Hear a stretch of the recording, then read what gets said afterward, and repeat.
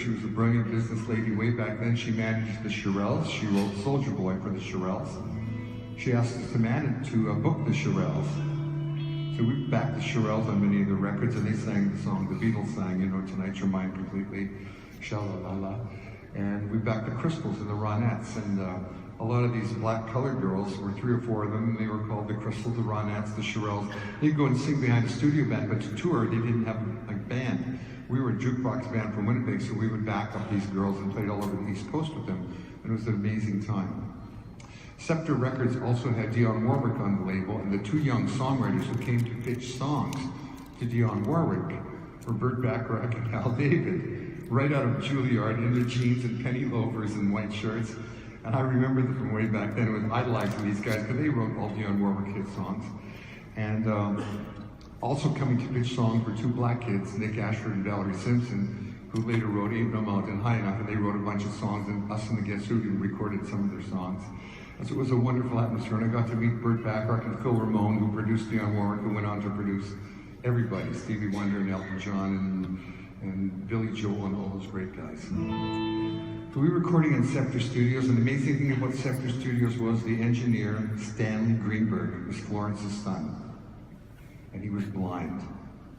So he just sat there and twiddled the knobs. Somebody set up the mics for him, and we played, and we twiddled the knobs, and he had what they call a set of ears, great ears. He had a great sound. He mixed all Dionne Warwick stuff, he mixed our stuff there, and the Kingsmen. And the Beatles had a song called Paperback Writer, which is kind of a copy of Johnny B. Good, the Chuck Berry song, which is basically the day in the life of a guy. So instead of writing a love song or a car song, I wanted to write up, there lived a country boy named Johnny B. Good, or Sir Madam, won't you read my book? And write about the day in the life of a guy. So I wanted to write about Stanley Greenberg. He came to work every day in a white button-down shirt with a tweed tie, a tweed jacket, patches on the elbow, 4 pleated pants, brogues. This is in August in New York. It's 98 above with 98 humidity. We're already in cut-offs, and Stanley comes to work every day with his white cane in this tweed outfit. Stanley, how can you dress like that? And he said, I want to be like George Martin. He's the best producer in the world. Produces the Beatles. I said, well, I know George Martin. He is the greatest producer in the world. And Stanley, you do look just like George Martin. Hey, Stanley, I want to write a song about you. I wanted to be like Paperback Writer. So I wanted to be about a recording engineer, a guy that just goes to work every single day. And I want to call it white collar worker, because you always wear a white button-down shirt. So I need something to write about. So you leave the studio every day at 10 o'clock. I don't know why you leave so early, because we're just getting rolling. Musicians get rolling between 8 and midnight. That's when we play, like football guys are rolling between 2 in the afternoon and 6. That's when they play their game Sunday afternoon. Your body just comes alive. He says, well, I leave at 10 because I take the train home. I live outside of the city. I said, so where do you go? He said, I go to Grand Central Station. I said, so can I come there with you? And I'll see what happens. I'll write down some notes to write a song. So we leave the studio and we go there. And I said, so how do you get to Grand Central Station? Do you take a taxi? He says, no, I can't afford a taxi. I walk there. So I'm intrigued by this whole thing. So how do you get there? He says, I count steps. So he's got his white cane. He says, there's 857 steps this way. So I walk with him. And now it's 200 steps that way. And we end up at Grand Central Station. It's amazing. We go in there, and it's about 10:15, 10:20. The streets of New York are empty. Everyone's in the theaters or Madison Square Gardens, which doesn't get out until 10:30 or quarter to 11. So the streets are empty. I have nothing to write about. Grand Central Station is empty. Stanley's getting on the train to say goodbye. I got nothing to write about. I guess I can't write this song. When do you come back? He said, I take the 8:15 to the city. The light goes on in my head. Meet him. So, well, when do you get here? I get here about 8:45, and I walk to work and start my slaving job to get my pay. And I go, there's my song. So I wrote this song called White Collar Worker. You might recognize the lyrics. Only some of the lyrics. They get up in the morning from the alarm clock's born and take the 8:15 into the city. There's a whistle up above and people pushing, people shoving, and the girls who try to look pretty. And if your train's on time, you can get to work by 9 and start your slaving job to get your pay. If you ever get annoyed, look at me, I'm self-employed, and I'll have to work at nothing all day. And then it went, white collar worker, to be like paperback writer. that was my song. I played it for Burton Cummings, who said, "Gag me with a drumstick. We're never going to do this song. We'll get sued by Lennon and McCartney." And I said, "Won't that be great? We'll get to meet them." The Guess Who never did White Collar Worker on Wheatfield Soul, Canned Wheat, or American Woman. I kept pitching that song. They kept saying, "Great verses." They're really Chuck Berry, trying to be good, white paperback writer verses, but you got to change that thing in the middle. It's exactly like paperback writer. I left the Guess Who in 1970 after American Woman, started a band with Fred Turner called Brave Belt. We evolved into being BTO. Neil Young helped us get our record deal and Reprise Records. And I thought we were rolling, and we didn't. We changed the name to Bachman Turner Overdrive, and that's when we really got going. And every time we went to record an album, I'd play this song, and the band would say, "We don't want to do this song. It sucks. The thing in the middle is terrible." So Daryl B got us a gig in Vancouver. Daryl B is a recurse for this whole thing. I got you guys a gig. We're playing in North Vancouver. We got to cross the bridge. So crossing the bridge, I hear Daryl B on the radio. And he said, "This is Daryl Burlingham on the radio, C-Fun Radio. We're taking care of business." And I go, "That's a great song title." And when you're a writer, like most writers have a pen and pencil beside the bed, or now they got their iPhone. When you have a dream, you got to record it because you'll forget it. You know the great dream you have every week, you say to somebody, "I had a great dream last night." And they go, "What was it?" And you go, "Duh, I forget," you know? So you got to write it all down. Same with writing songs. So I have a songwriting kit in my car, and Daryl says, "Taking care of business." So I go to my songwriting kit, which a lot of you might have. It's a smashed napkin, smashed crayon on a McDonald's napkin. And I write down "Taking care of business." When I get to the gig that night, Fred Turner, who's our lead singer in BTO, says, "I can't sing anymore. You gotta sing the last set." So he's saying, I have to sing the last set. It's Saturday night. It's a rock and roll club. And rock and roll clubs, they exist for one reason. It's not for dancing or rock and roll. It's to sell booze. And the last call, the last set, starting, everyone's loading up their tables. The club owner wants everybody to dance. He turns up the heat. He gives you free pretzels and popcorn, so you're thirsty to dance. The band plays fast. Everybody dances. They buy more booze. I have to sing the last set. I have no idea what I'm going to sing because Fred Turner is our lead singer. I can't sing like him. I can't sing like Burton Cummings. I go to my old friend, Mr. Bob Dylan, who can't really sing. He had a song called "She Belongs to Me." And his went, "She got everything she needs. She's an artist. She don't." So I think, gee, I can do that. So I start to do that song, and nobody dances. And the club owner's looking at his watch, and he's going, "Get it going, get them up. I got them, gotta get them drinking." And at the time, Santana had a song called "Oye Como Va." And it was a really cool song with a long guitar solo. It's in Spanish.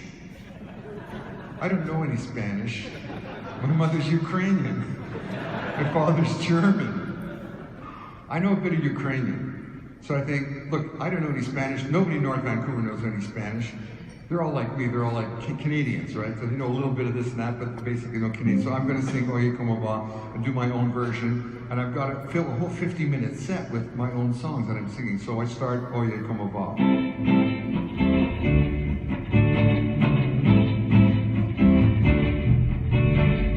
Oye como va, pierogies, bueno vamos a. Oye como va, polopchi, bueno vamos a.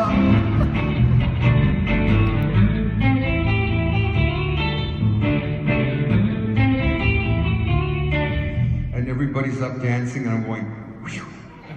They have no idea what I'm doing. I have no idea what I'm doing. I'm playing this solo, and it's long, and I'm extending it. Like Carlos Santana would do these solos for 5 and 10 minutes.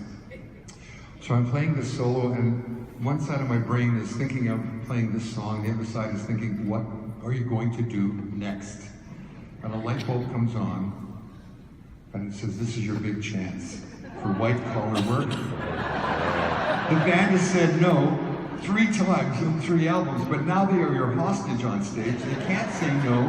There's an audience out there that's got to dance. The club owner's going, "Yes, keep it rolling." They're dancing to "Oye Como Va." Do another song. Keep them up dancing, because once they sit down, the battle starts again. He wants them all up dancing and having a great time. So I turn around and I say to the band, play these 3 chords and follow me, and I start to play White Collar Worker, but I leave out the White Collar Worker and I put in what Daryl Burlingham said, that's on my little cheat sheet that says, taking care of business. And I kind of change the song a little bit, and I throw away about 30 of the chords. The first version I played had a lot of chords. When you're first trying to be a songwriter, you're trying to be so prolific and put in 100 chords like you're John Coltrane, but nobody buys that. And you go to Louie Louie, that's 3 chords and everybody buys it. So I made this into 3 chords. Same lyrics. They get up in the morning from the alarm clock's warning, take the 8:50 to the city. There's a whistle up above and people pushing, people shoving, and the girls who try to look pretty. And if your train's on time, you can get to work by 9 and start to slave your job to get your pay. If you ever get annoyed, look at me and self-employed. I love to work and nothing all day. And I would have went, white collar worker. Instead I went, taking care of business every day. Taking care of business every same 3 chords. Taking care of business, it's all mine. Taking care of business and working overtime, work out. We played that song for 45 minutes. We finished the night. The crowd loved it. Like when I wrote American Woman on stage, when you're in the audience, you feel that these guys are making it. When you go to a jazz concert and a guy's really wailing, you go, wow, this guy's taking me somewhere that he's never played these notes, and it's a once in a lifetime kind of journey. The audience could sense that I was making this up on stage. It was like, we didn't know, it was like a train wreck that was going somewhere. It was pretty incredible. So every time we'd stop the song, they'd keep it going. My brother would keep the kick drum going. They'd sing the song, so I'd pick it up and sing it again and again and again. We went to record it a few weeks later in Seattle. All the studios in Vancouver were booked. Went down to Seattle, and the Seattle studio was brand new. It was owned by Danny Kaye, the actor, and Lester Smith, who owned about 8 radio stations. And the trick was, if you recorded in Lester Smith's studio, it was called K. Smith Studios, Lester just might play your song on one of his 8 or all of his 8 radio stations. And it was there at the opening. Danny Kaye, you know, the Jewish actor, he was there, and his grandmother was there and gave everybody knishes and everything. But anyways, we were recording there. Steve Miller was in the next studio, and War was in Studio 3. So one night we're there and we record Taking Care of Business. And it's pretty good. There's a knock at the door. We've been in the studio from 10 in the morning. It's now 1 o'clock the next morning. We've done a couple of songs. It's time to go home. There's a knock at the door.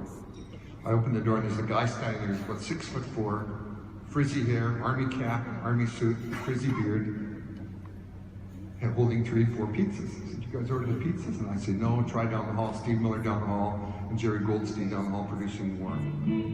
We're putting on our coats. Open the door, the guy's standing there again without the pizzas, standing there. And I said, yes, can I help you? And he said, I'm not really a pizza delivery guy. I'm really a piano player. But I've been listening to this song through the door, and it's really a great song, and it really sounds like it needs a piano. And I said, yeah, I'd like to get Little Richard or Elton John, but they're like in LA going crazy at this moment, and we're going home to sleep. And he said, I'm a piano player, can I have a shot? And I said, what do you mean? He said, I know this song, it's like 3 chords, just let me play it. And I said, well, who am I not to give a guy a shot? So I say, okay, you got 1 chance, because we've got our coats on, we're ready to leave. Okay, do it, we're going, do it, try.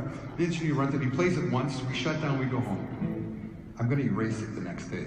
PTO is not a piano band. Charlie Thatch flies in, the same guy that heard You Ain't Seen Nothing Yet. He goes, let me hear the album. We play the album, I say to the engineer, when you get to Taking Care of Business, don't play the piano, just leave the volume down. So it starts out with guitar, just like what I played. And halfway through it, the engineer looks at me and he coyly smiles and he pushes up the volume. And in comes the piano. And Charlie Batch jumps out of his seat and goes, what is that? BTO with the piano, that is amazing. Elton John owns Top 40 Radio.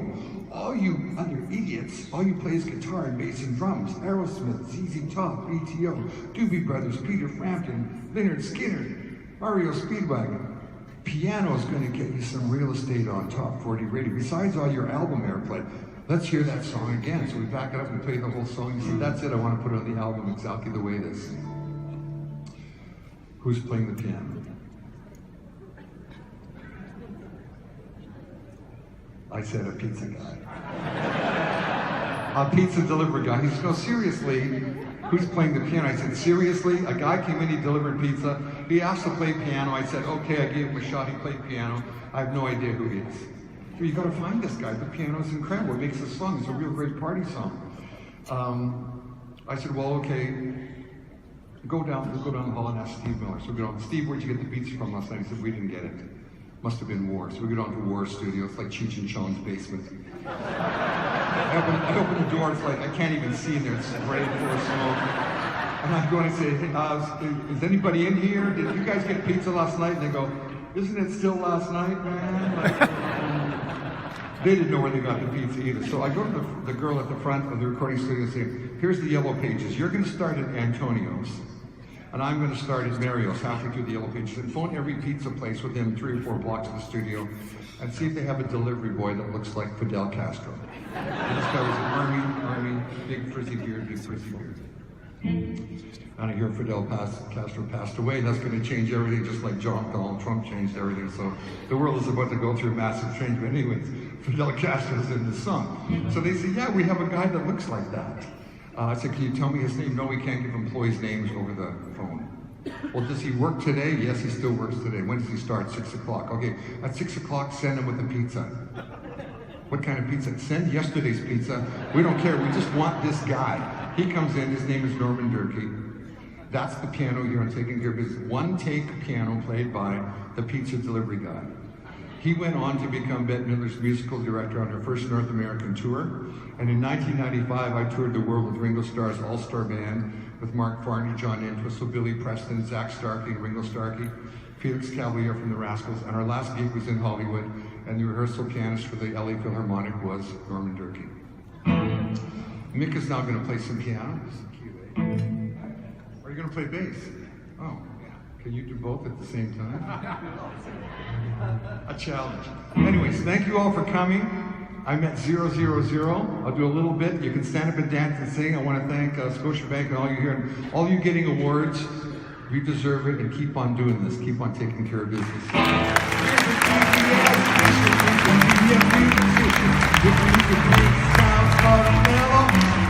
Get a second-hand guitar, chances are you go far. If you get it with the right bunch of fellows, people see you having fun just for buying you the sun. Tell them that you like it this way. The work that we avoid, and we're all self-employed. We like to work with nothing all day, and we've been taking care of business every day. Taking care of business every way. We've been taking care of business. It's all mine. Taking care of business, working overtime. Work out. And we've been taking care of business every day. Taking care of business every way. We've been taking care of business. It's all mine. Taking care of business and working overtime.